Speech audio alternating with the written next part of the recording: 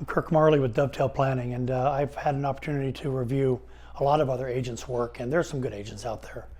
But oftentimes as an agent, you sort of don't know what you don't know, and it's sort of to expedite a case and make sure coverage gets in place, which is important. People will listen to their clients' structuring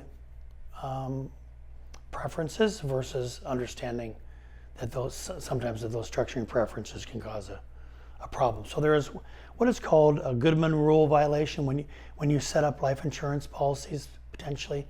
It's called Goodman Rule violation, or what is called the Unholy Trinity. It's kind of interesting. But basically what it is, it says that if you have an owner of a policy who is not the insured, and then you have someone who's also not the owner, not the insured as the beneficiary, you have this trinity between the owner, insured, and beneficiary. And technically what happens if that insured dies, and this can happen inadvertently with revocable living trusts owning policies too. So I can get into that maybe in another video. But what can happen is if that insured dies and the owner is this person and the beneficiary is over here, what really has happened is the value of that death benefit is construed as a gift to those beneficiaries. There's no income taxes on it, and there's no inheritance tax, so the beneficiaries are receiving the money, but that estate could owe gift tax because the owner of the contract is the one with the rights to the policy. And when you own a contract, that value is includable in the calculation of your estate.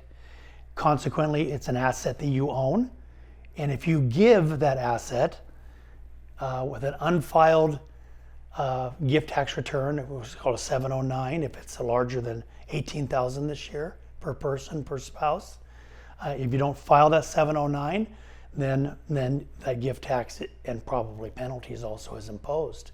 And so oftentimes people, when they're setting up buy-sell agreements, or even if they have an insured over here who's a wealthy person, and then they've set up a revocable living trust here, and then you have beneficiaries of that trust down here, when that person passes away, his revocable living trust is now is become irrevocable, typically, and it's now a separate U.S. person that is giving money to these beneficiaries. And so that Goodman Rule can then apply and create a gift taxable situation.